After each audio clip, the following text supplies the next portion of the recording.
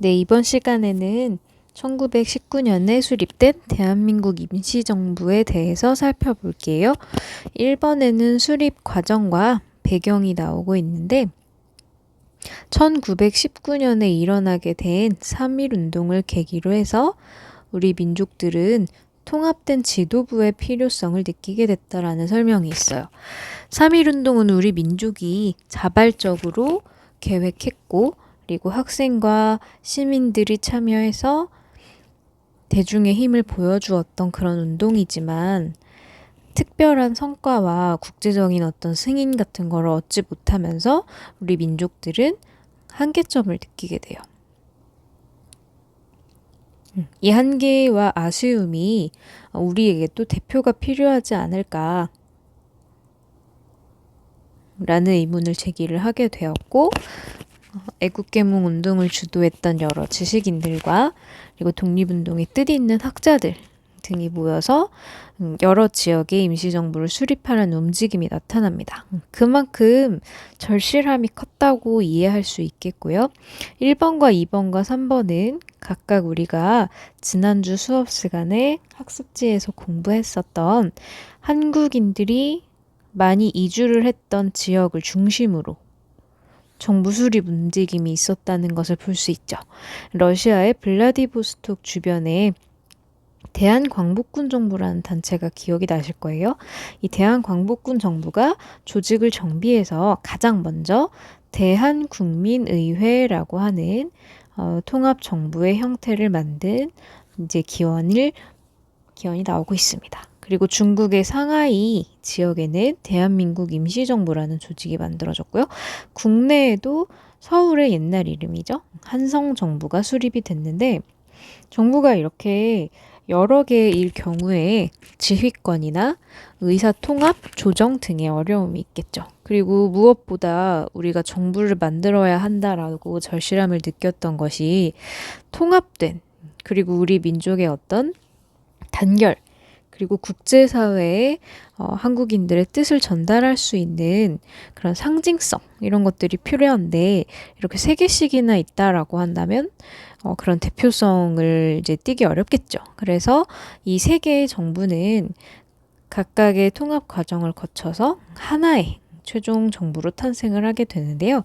이 과정에서 연해주 지역의 대한국민의회가 가장 먼저 생겼지만 이제 위치와 이름을 상하이의 정부에게 양보를 하면서 대신 연해주의 정부에서 일을 하던 강료들, 구성원들이 상하이의 임시정부에 합류하는 형태로 계승이 됩니다. 그리고 국내의 한성정부는 국내에 수립되었다는 점을 따서 한성정부의 정통성을 계승한다라고 하는 이제 뜻을 밝혔고요. 그리고 상하이에 대한민국 임시정부가 자리 잡은 이유는 외교적으로 활동하기 유리하였다는 지리적 특징 때문인데요. 상하이는 특성상 프랑스, 영국, 이탈리아, 독일 등 여러 나라가 공존하는 그런 지역이어서 조계라고 하는 지역이 굉장히 많았어요. 이 조계 지역은 외국인들이 중국 정부의 어떤 활동 제약을 받지 않는 그런 자유로운 지역이기 때문에 마찬가지로 일본 경찰도 여기에서 어떤 법적 권한을 행사할 수 없죠. 그래서 우리나라 독립운동가들이 혹시 상하이에서 통행하거나 활동하다가 적발된다 하더라도 체포를 하기 굉장히 어려운 정치적 측면이 있어요. 그래서 그런 점을 반영해서 조금 국내하고 위치는 멀지만 상하이에 정부가 수립이 되게 되었습니다. 그래서 대한민국 임시정부가 3.1운동이 일어난 지 대략 한 6개월 정도 만에 이제 굉장히 빠른 시일에 성과를 보이게 되는데 1919년 9월에 대한민국 임시정부의 수립을 나타낸 내용이 3번에 있습니다. 그래서 1번 지금 설명드렸고요. 그리고 2번을 보니까 대통령과 국무총리가 있는 정치체제를 선택했네요. 그래서 우리가 고려 조선을 거치면서 약 1000년간 왕정이라고 하는 정치 형태를 유지해왔었는데 이 왕정에서 공화정이라고 하는 정치 형태로 바뀌었다는 점이 가장 큰 변화로 볼 수 있겠고요. 그리고 국민 주권이라든지 그리고 삼권 분립 이런 어떤 민주 정치의 기본들을 헌법에 포함시켜서 네, 국가의 기틀을 마련했다라고 이해하시면 됩니다. 그래서 2번과 3번은 임시정부의 틀에 대해서 안내를 했고요. 그럼 이러한 임시정부는 우리가 어떤 활동들을 했을까? 솔직히 상하이라고 하는 지역이 상당히 멀잖아요. 지금도 우리가 비행기를 타더라도 1시간 이상 이렇게 가야 하는 거리인데 이러한 어떤 거리의 제약 그리고 국내가 아니라는 위치의 한계 아무래도 위치가 멀다 보니 국민들 그리고 이 식민지에서 고생하고 있는 조선 사람들에 대한 어떤 원조 그리고 독립운동 지원 이런 것들이 시간이 오래 걸리고 한계가 있을 수밖에 없겠죠. 그래서 대신 여러 가지 조직과 신문 발간 등으로 이 한계를 극복하고자 하였는데요. 임시정부가 가장 중점을 두었던 활동은 상하이에 위치했던 만큼 일단 외교 활동 이 부분입니다. 김규식과 이승만이라고 하는 임시정부의 정치인들이 나오고 있는데요. 파리위원부와 구미위원부는 각각 프랑스와 미국, 즉 유럽과 미주 지역에서 강대국들에게 끊임없이 우리나라의 독립을 해야 하는 이유, 그리고 일본 총독부의 잘못된 정책 등을 홍보하면서 대표로서 우리나라 사람들의 의견을 이제 대표하여 이야기하는 상징적인 이런 활동들을 꾸준하게 전개했어요. 비록 당장 이러한 활동들이 성과를 거두지는 못했지만 후에 2차 세계대전 이후에 우리나라의 독립을 논의하는 자리에서 이러한 임시정부들의 활동과 여론 형성들이 배경으로 작용하게 됐죠. 그래서 외교는 장기간 지속을 하면서 꾸준히 우리나라에 대해서 알리는 이런 노력들이 이어졌고요. 그리고 이제 2번에 보시면 비밀행정 조직과 자금 모금이라는 활동이 있습니다. 실제로 이 어떤 자금 모금과 이제 국내와의 연락 이런 것들이 정부의 활동의 핵심이라고 볼 수 있는데 1번에 있는 연통제라고 하는 조직과 2번에 나오는 교통국이라고 하는 기관 두 가지는 이름을 좀 기억해 주시면 좋겠어요. 그래서 체크를 해두시고 연통제는 우리가 이름에서 살펴볼 수 있듯이 연락 그리고 통신, 있다, 연결하다 이런 뜻을 가지고 있는데 이 연통제는 눈에 보이는 그런 시스템은 아니에요. 그래서 비밀이라는 단어에서 볼 수 있듯이 총독부에 발각되지 않게 국내에서 일어나는 일들을 상하이에 전달하고 반대로 상하이에 위치한 임시정부의 이름으로 발표되는 문서와 명령들을 국내의 사람들이 알 수 있도록 그래서 국내로 건너가서 이제 이야기하는 어떤 연락책이 있는 것이죠. 그래서 지역마다 이 연락책들로 지정된 그런 이제 조직원들이 있었고요. 그리고 이들을 통해서 징검다리처럼 독립운동에 필요한 어떤 재정적인 부분, 사실 정부가 여러 가지 활동들을 하려면 세금을 걷어야 되잖아요. 그런데 이 정부가 해외에 있다 보니 국민들을 직접 만나서 세금을 거둘 수 없고 그리고 계좌이체 같은 것도 불가능하다 보니까 이런 연통제 조직원들이 돈을 모아서 상하이까지 이동을 시키는 이런 역할을 맡았죠. 그래서 사실 임시정부가 유지되는 핵심적인 역할을 했다고 볼 수 있고요. 이 연통제에 대해서는 잠시 영상을 보고 이어 설명할게요.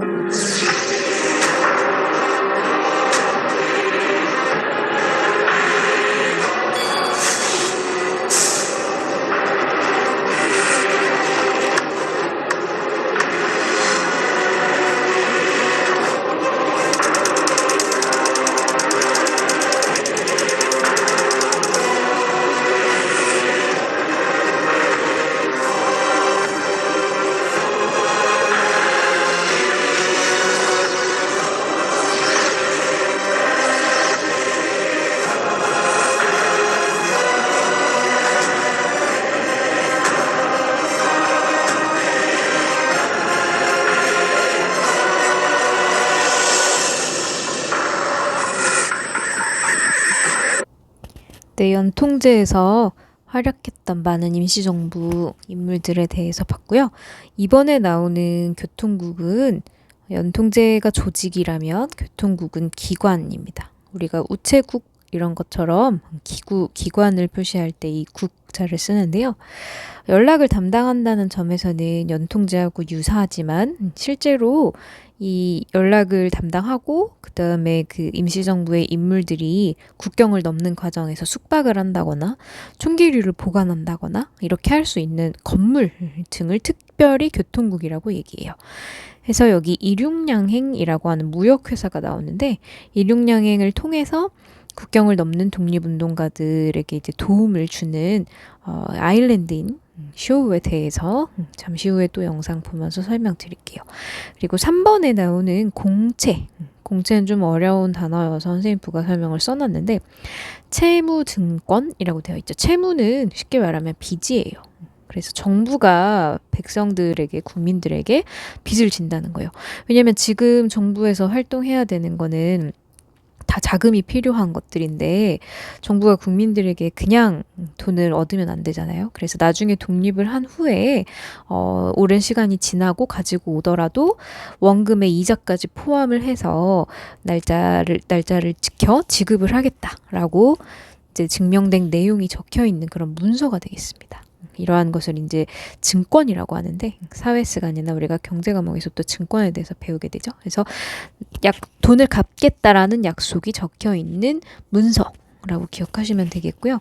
그래서 이제 이 독립공채들을 사실 국민들이 돈을 주고 사는 거죠. 그러면 정부는 국민들에게 나중에 갚겠다라고 하는 약속을 하는 것이고 국민들은 정부에게 기부금의 형태로 돈을 내는 거죠.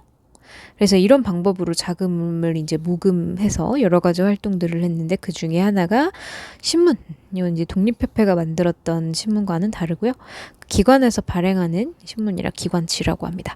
사료편찬위원회는 우리가 이 시대를 기억하기 위해서 여러 가지 기록이 있어야겠죠. 이런 일을 하는 사람도 누군가는 필요하잖아요.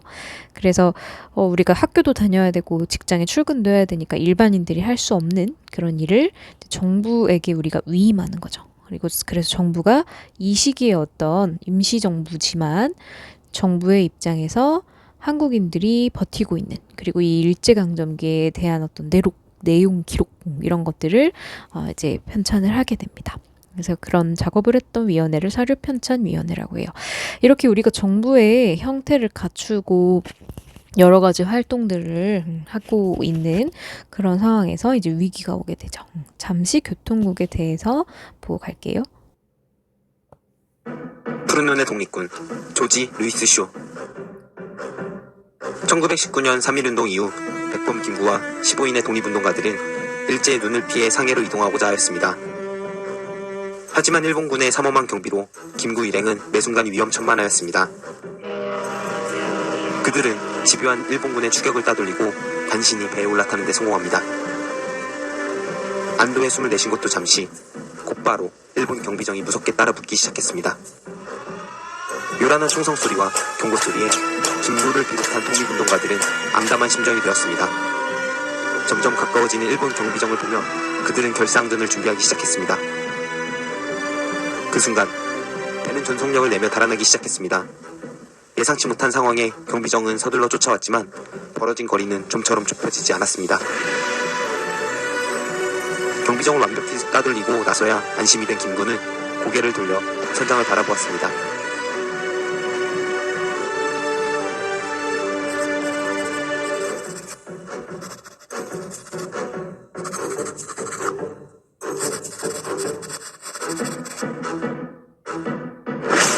그가 바로 푸른 눈의 독립군 조지 루이스 쇼입니다. 조지 루이스 쇼의 조국은 영국의 지배에 있던 아일랜드였습니다. 그는 우리나라 독립운동에 깊은 공감을 하였습니다. 그는 중국 단둥에 무역 선박 회사인 이륙양행을 설립하며 수많은 독립운동가들을 안전하게 상해로 이동시킵니다. 임시정부 독립운동가 중 그의 배를 타지 않은 사람이 없을 정도로 큰 도움이 되었습니다. 이륙양행의 2층은 임시정부의 교통국으로 사용되어 독립단체 간 교신, 자금 조달, 정보 수집 등의 중요한 역할을 수행하던 전진기지였습니다. 또한 의열단 활동에도 그는 많은 기여를 했습니다. 네, 쇼는 나중에 우리나라에서 건국훈장까지 수여하게 되는 그런 외국인으로서 독립에 큰 기여를 했던 인물입니다. 같은 식민 지배를 받아본 나라의 국민으로서 우리의 마음을 잘 이해했던 것 같아요. 그래서 교통국을 설립하는데 이 쇼의 역할이 굉장히 컸고요. 자, 그런데 지금 3번에 보시면 이런 노력들을 해왔던 연통제와 교통국이 한 2년, 3년을 지나 흐르면서 이 조직 자체가 총독부가 또 집요하게 감시하고 현상금 등을 걸기도 해요. 그래서 이제 들키게 되면서 와해는 이제 흩어진다는 얘기죠. 그리고 조직이 점점 약해지면서 이렇게 되면 세금 전달, 자금 조달이 안 되겠죠. 그럼 이것은 정부 운영의 어떤 어려움으로 이어질 거고, 이분들은 어떻게 보면 생업을 포기하고 이런 독립활동, 그리고 우리나라를 대표하고자 하는 활동에 매진하고 있기 때문에 당장 식사를 할 수 없다거나, 건물 입주금을 낼 수 없다거나, 이런 어떤 정말 재정적인 재정난에 시달리게 됩니다. 그리고 이런 어떤 분위기가 침체되는 이런 속에서, 엎친 데 덮친 격으로 당시 임시정부의 대통령을 맡고 있던 이승만, 이분은 이제 위에서 구미위원부라고 하는 내용을 봤었죠. 그래서 미국에서 머무르면서 주로 외교활동, 미국이 이제 왔다 갔다 많이 했고요. 그래서 외교활동에 주력을 했는데, 이 과정에서 이제 국제연맹이라고 하는 조직에다가 일본 대신 미국이, 그리고 국제연맹이 우리나라를 대신 다스려줬으면 좋겠다 라는 의견서를 낸 거예요. 그런데 그 의견서를 낼 때 임시정부의 조직의 동의가 없었고, 그리고 이제 국민들에게도 이런 사실을 알리지 않고 이승만이 독단적으로 이런 행동을 한 사실이 드러나게 됐죠. 그리고 이런 외교 활동에 대한 실망, 그리고 한계, 무장투쟁론자들의 좀 다른 의견, 이런 것들이 이어지게 되면서 임시정부가 필요가 있냐, 소용이 있냐, 임시정부를 없애야 되는 거 아니냐 라고 하는 의견까지 나오게 돼요. 그래서 굉장히 만들기 힘들었고 통합 과정에서 여러 가지 의견을 통합하기로 하지 않았냐. 그러니까 우리가 수정만 해서 조금 고쳐서 정부를 개선해보자 라고 하는 개조파라는 움직임과, 그리고 임시정부는 필요 없는 조직이다 해서 아예 새로운 정부를 만들자라고 하는 창조파가 대립을 하게 됩니다. 그래서 이 임시정부의 운영 방향을 잘 잡아보고자 1923년에 이러한 국민대표회의까지 개최를 했으나 결국에는 의사가 조정되지 않아 회의가 중간에 중단되면서 창조파는 탈퇴를 하고, 그리고 신채호 등 그리고 무장투쟁론자들은 임시정부에서 나가서 별도로 독립운동을 하기로 합니다. 그렇다면 분위기가 그 이후엔 더 가라앉게 되겠죠. 그리고 이승만은 임시정부의 대통령으로서의 자격이 없다고 해서 우리나라 역사에서 처음으로 사실 대통령을 탄핵시키는 일이 1925년에 일어났었어요. 그리고 이제 헌법도 개정해보고, 그래서 위기를 극복을 하려고 하고요. 김구가 후에 이제 한인애국단이라고 하는 단체를 만들어서 윤봉길 의거 등을 기획하는 것도 이러한 위기를 극복하려는 움직임의 일부입니다. 그래서 임시정부에 관련된 우리가 긴 내용을 함께 이어서 살펴봤는데, 3.1운동의 결과로 수립된 임시정부가 독립운동을 통합시키기 위해 여러 가지 노력을 해왔다는 거 기억해두면 좋을 것 같아요.